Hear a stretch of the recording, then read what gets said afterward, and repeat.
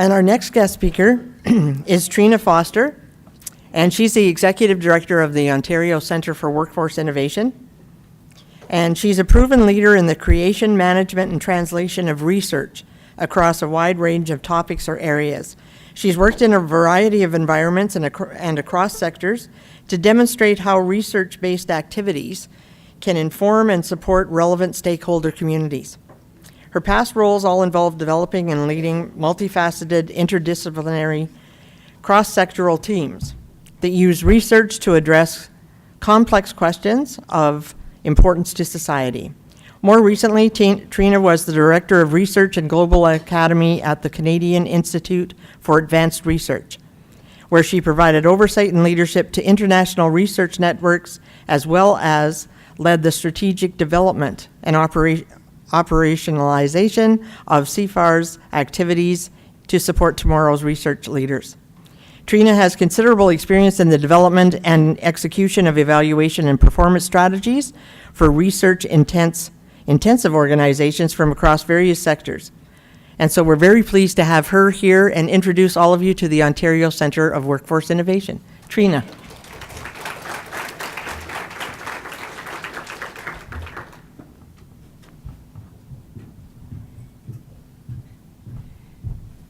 I feel the same way as you. That bio's got to go. It's interesting, though, because in listening to you read it, I realized that research is in there at least 15 times. Employment and training is in there none. And that's actually spot on. I got put in this role because of my research and evaluation background, not because of my knowledge of the sector. And it's been a fun 9 months so far, kind of getting up to speed and getting to know all of you and getting to know the community. I've had a nice opportunity to meet a lot of you. I've been up in the north a few times now, but there are still a lot of faces I haven't, so I'm glad to see you out, and I'm glad to have the chance to actually engage with you and speak to you about what we're doing today. I do not have a deck. I've stopped having a deck. I just realized, though, I'm going to be stationary at a podium, again, which I'm also not used to, so if I walk away from it and you can't hear me, just wave and I'll remember to come back to it. But I've stopped doing a deck because I find I spend more time worrying about whether my font sizes are aligned and my text boxes look okay than thinking about what I'm actually supposed to be saying. So I hope there are some materials on your thumbnail in terms of the types of activities and what we're doing, and I will try. I did make at least a little cheat sheet as to what the topics are, and I set my timer to see because I'm terrible at actually keeping time. So there we go. Here's my cheat sheet. Hopefully it'll work okay. I think I spent the first 9 months at the center basically dispelling misunderstandings about who we are and what we do. And I think a lot of that comes from some of the confusion around the language that gets used for us a lot. If you look at the 5 buckets that your local employment planning council are doing, they're very, very similar to the same buckets that we are doing, and very, very similar to some of the buckets that are in Aaron's line of work. And you start seeing them. I actually don't think that's a bad thing. I think it demonstrates that the ministry is getting their head around areas that they think are important and that they want to see as a priority. And the fact that research keeps coming into that, personally, I think is good. I think it leads to some confusion, though, and some concern. I meet a lot of people who think that our office is now here to take over theirs. And it's not the case, but it doesn't really matter if it's the perception. So instead of giving you the elevator pitch and kind of the big spiel, I've started actually saying what we're not, to try and clarify who we are a little bit. So one is, we're not a funder. That's the number one thing I get every time I go out. I got my proposal, when do I get to put it in? We are not actually just another funding mechanism. We do have a bucket of money that's intended to go entirely back out to you guys as a community to try out new things and do research with. But if we were just here to do things in the same way you guys have been doing them, they would have carved up our budget and just given it to you directly. It would make no sense to set up another institute entirely, with all of the new infrastructure and mechanism that's required to do that, where they could just give it out directly. Innovation is in our name, and I receive endless amounts of ribbings for that from all of my colleagues, because I have basically talked negatively about the use of that buzzword in every context I've ever been in for probably the last 2.5 years. So they now think it's quite funny that I sit at an innovation center, given that I've been trying to get people to stop using the word. But it does mean we're supposed to be doing things differently. And one of the things that I really like about what the ministry did with our structure is they gave us some flexibility. The service providers, the ministry themselves, local employment planning councils, workforce boards, for the most part, exist in a structure where I have my business plan, I have my deliverables, I have my outcomes, and worst of all, I have my ticky boxes. And the ticky boxes all have to get knocked off. So it's not that I don't have my ticky boxes, I do, but there's more flexibility in it for us to be creative. And in particular, there's more flexibility for us to listen to the community and identify from a bottom-up perspective what you guys think needs to get done and try it out.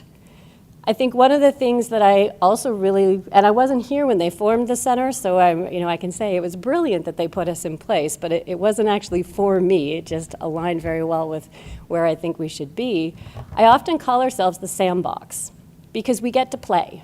We have a funding structure that allows us to play, and we don't have to make everything work.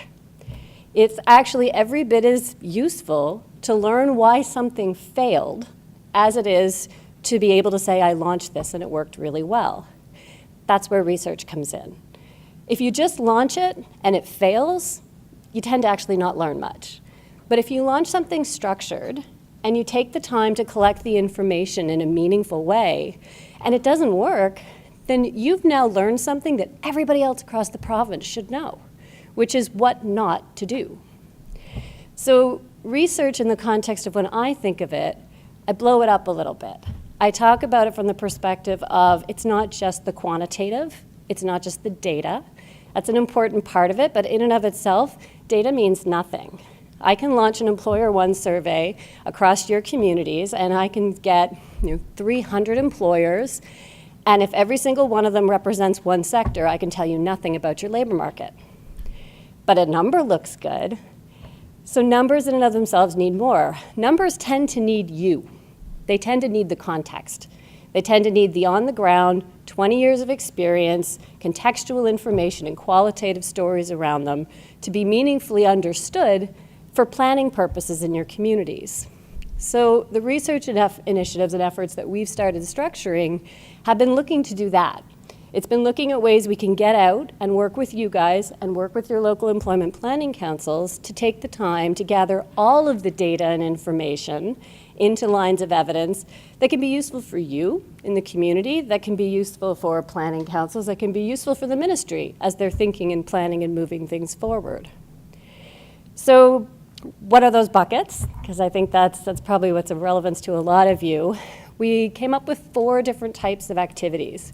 So one is just targeted research projects, and we have a number of those. There are all kinds of places in the community where people just say, I'd love to do this, but I don't have enough information, or I don't have the data, or I need one researcher for 6 months to be able to figure out whether or not this can even go somewhere.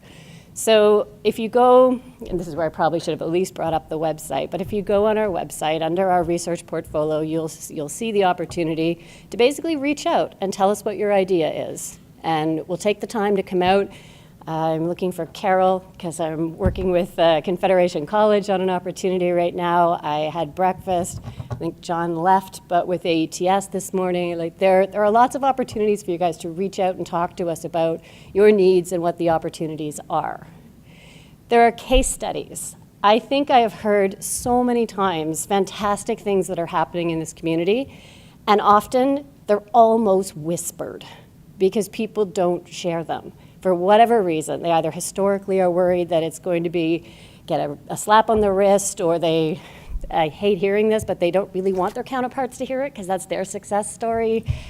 I'd like to bring those out from the shadows a little bit. I'd like to actually celebrate and reward the fact that you guys are getting creative and that you're doing new things, and I'd like to study them.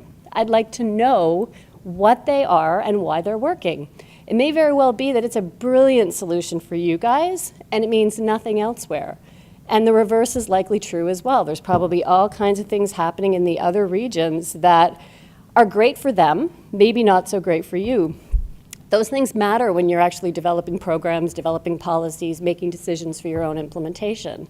So, my blue sky world, I would love to have all of these things up there in such a way and tagged in a library that you can say, I have this population, this demographic, this program need, this training component, and you can plug them all in, and it comes up with all of the tested, known, validated programs or practices that you might want to consider for your own region, from an evidence-informed perspective of what's going on around this province already.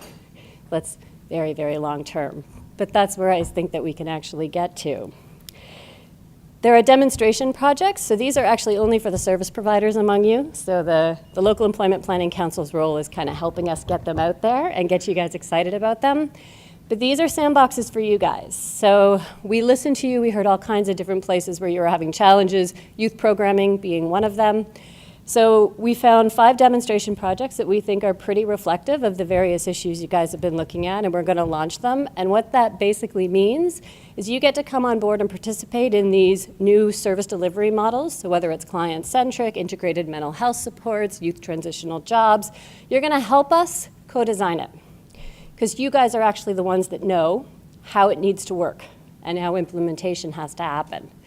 We're going to help you put the structure around it so you can get a rigorous evaluation and actually understand what's working and what's not. And we're going to give you the freedom and flexibility to either use your programming dollars to play in or to alleviate some of the reporting structures that are already in place in order to give you the flexibility to play. The other thing we're going to do is we're going to give you buyout time. I think there are a lot of times when people do pilots around the province and they expect you to do them off the side of your desk. That doesn't actually help you very much in terms of building capacity and really engaging with it. So if you want to come on board and do a demonstration project with us, we will give you the money to either backfill the person who's going to be there or to bring somebody in and actually participate in those demonstration projects. The other route is exploration projects. Those of you who follow us at all will know we did a call for proposals before I came on board. It was very academic, it was very structured, it was highly, in my mind, isolating and very non-inclusive of the community. It was pretty daunting for a lot of people when they looked at it and went, that's not me, I'm not applying.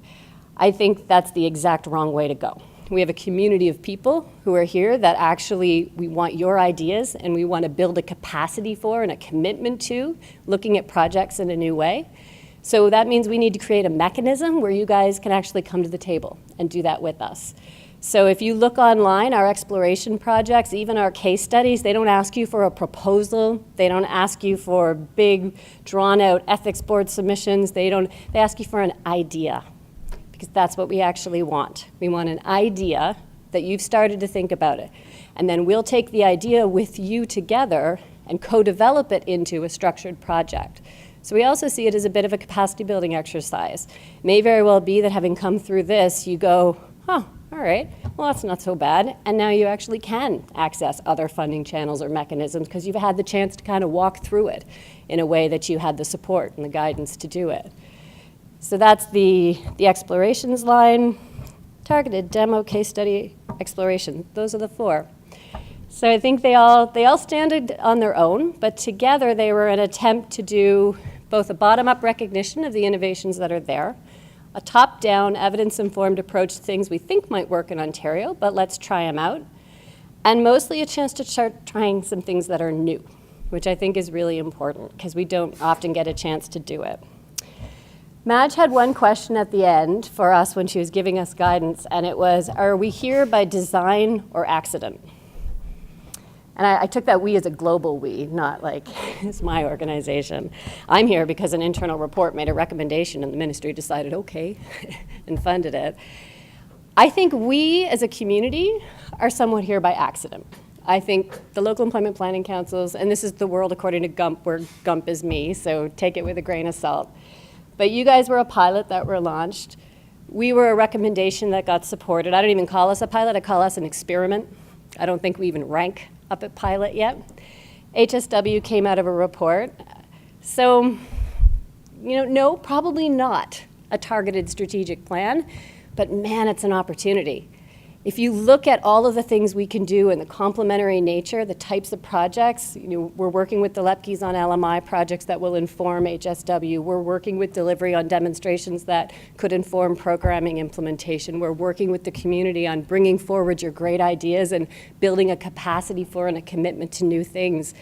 If you start putting all of us together, the people who are worried about their entities not existing or budgets getting shrunk or not having access, I think that's the wrong way to think about it. I think we all actually need to make sure we're being complementary and not stepping on toes. But if we're all working together, we have a chance to actually shift this in a way that I'm pretty sure everybody in this room agrees we need to go. So that's my last little kind of cheerleading pitch to you all, and I'm happy to entertain questions at the end.